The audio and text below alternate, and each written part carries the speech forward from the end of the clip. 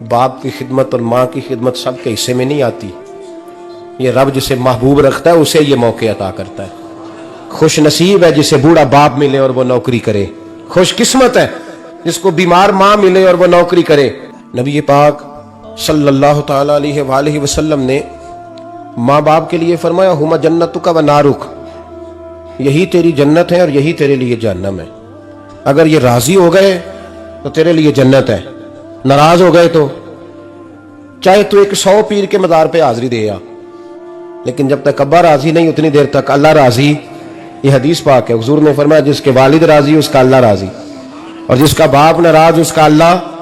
हाँ बेशक, अब ये हदीस है ना, तो सारे वली एक तरफ बैठ जाएं, कहें या अल्लाह बख्श दे मुरीद को, लेकिन अगर अब्बा कहे या अल्लाह ना माफ करना, तो अल्लाह उन औलिया की नहीं मानता, वालिद की मानता है। इसलिए बुल्ले शाह आसमानी उड दियां पढ़ना है, जेड़ा घर बैठा उन्होंने पढ़िया ही नहीं। भाई याद रखो, माँ बाप से प्यार करो, इनकी खिदमत करो, इनके पास बैठा करो, और माँ बाप को टाइम दें, वक्त दें, चंद घड़ियां उनके पास बैठें। आप यकीन करें, अब्बा जी से आप मशवरा कर ले, सिर्फ मशवरा, मर्जी बेशक अपनी करें, लेकिन उस मशवरे में आपको इतना साया मिलेगा कि जिंदगी में कभी नाकामी नहीं होगी। और असी सज्जन दी मननी, अब्बे दी नहीं मननी।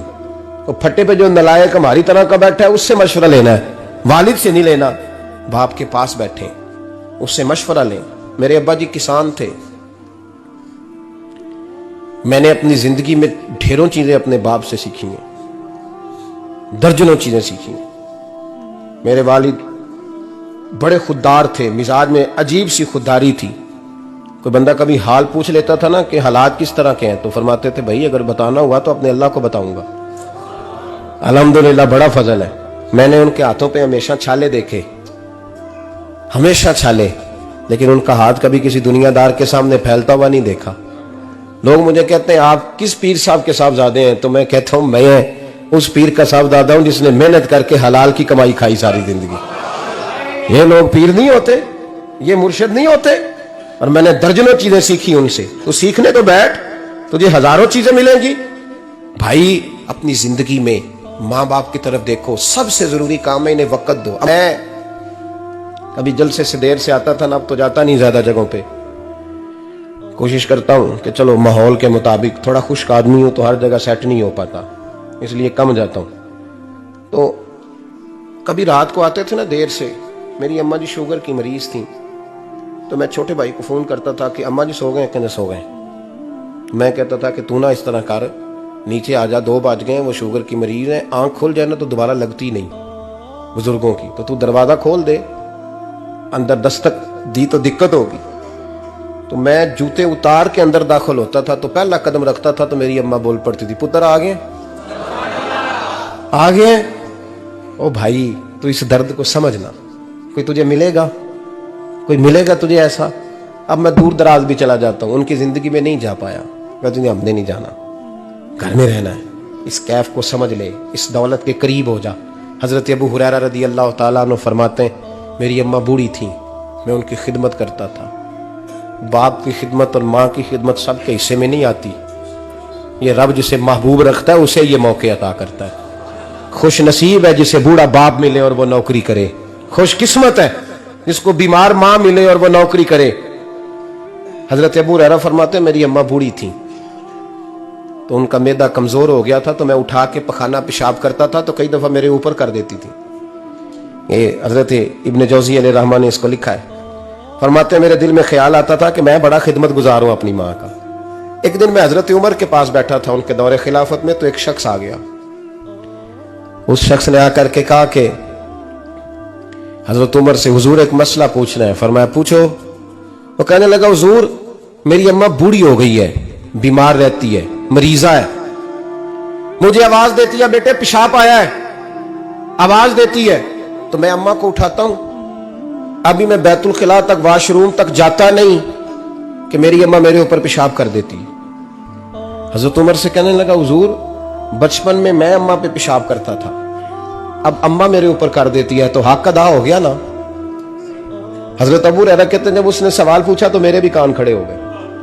मैंने कहा ये तो मेरे वाला मसला पूछ रहा है, मेरे वाला मसला पूछ रहा है। मेरे पास एक दोस्त जुमा पढ़ने आते हैं बड़ी दूर से, انہیں کہنے لگے حضرت صاحب جدوں بھی میں آنا نا تسی میری ہوئی گل چھیڑ دیندے ہو, وہ جو بات ہوتی ہے نا بالکل میری ہوتی ہے. میں نے کہا نہیں یار جو میں کر رہا ہوتا ہوں وہ میری بھی ہوتی ہے, وہ سارے معاشرے کی ہوتی ہے. ہمیں لگتا ہے کہ میری ہو رہی ہے, حالانکہ وہ بات ہماری سب کی مشترکہ ہوتی ہے. سن لیں اور یاد رکھ لیں.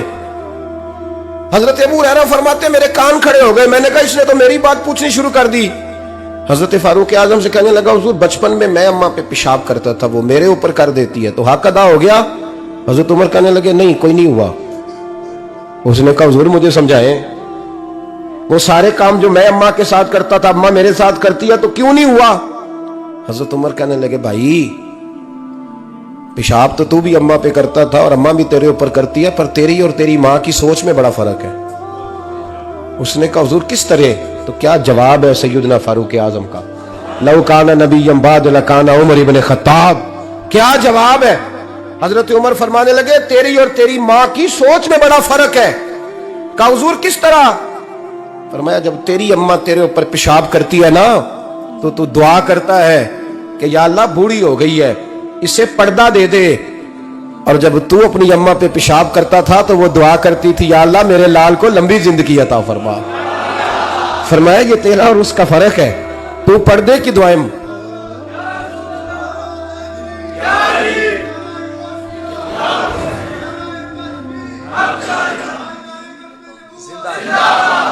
سنے عزیزو, کہا جب تیری اور تیری ماں کی سوچ میں, اور نبی پاک صلی اللہ علیہ وسلم نے فرمایا ہے جتنے بھی گناہ انسان کرتا ہے نا اللہ کریم سزا کو روک دیتا ہے, قیامت میں سزا دے گا. اور جو ماں باپ کا نافرمان ہے نا اس کو دنیا میں بھی سزا ملے گی. جو ماں باپ کا نافرمان ہے اسے دنیا میں بھی. آپ یقین کریں بچے تھوڑا سا پڑ جاتے ہیں بیچارے تو ماں باپ سے کہتے ہیں ابا جی تسی پرانے دور دے ہو, تو انہوں کی پتا ہوئے, اور تجھے پتہ ہی نہیں بھائی, تجھے خبر ہی نہیں, یہ پرانے دور کے نہیں, تو بیوقوفوں کے دور کا ہے. تو سمجھ یہ کوئی تعلیم ہے؟ اکبر الہآبادی نے کہا تھا ہم ایسی لاکھوں کتابیں قابل ضبطی سمجھتے ہیں, ضبط کرنے کو دل کرتا ہے, ہم ایسی لاکھوں کتابیں قابل ضبطی سمجھتے ہیں جن کو پڑھ کے بیٹے باپ کو خبتی سمجھتے ہیں. کو بات ہے کرنے والی, ماں اور باپ اتنا بڑا درجہ ہے. اور بھائی سن لو اور اس بات کو یاد رکھنا, دنیا میں سیابی ہونے سے بڑی ولایت کوئی نہیں. سارے ولی غوث کتب ابدال مل کے بھی سیابی کے قدموں کی خاک تک کو نہیں پہنچ سکتے, لیکن حضرت اویس کرنی سیابی نہیں بن سکے صرف اپنی اماں کی وجہ سے, پیچھے رہے. محبوب نے فرمایا تو وہاں رہ کے ماں کی نوکری کر, تیرا نبی تجھ سے راضی ہے. اتنا بڑا کام انہوں نے چھوڑ دیا, حضور کی ظاہری زیارت نہیں کر پائے, اور تو کہتا ہے میں فلانے پیر صاحب کے آستانے پہ ہوتا ہوں, اماں بڑے بھائی کے پاس ہوتی ہے, میں جاتا ہوں تنظیموں کے ساتھ جماعتوں کے ساتھ اور اماں فلانے کے ساتھ. یہ کیسی بات ہوئی؟ یہ کس طرح کا مسئلہ ہوا؟ جو تیری ڈیوٹی ہے اس ڈیوٹی کو پہلے ادا کر, نوکری کو پہلے کر, فرائض کا ادائیگی پہلے کر. تو فرض چھوڑ کے نفل کے پیچھے جا رہا ہے, اس کام کو پہلے سر انجام دے.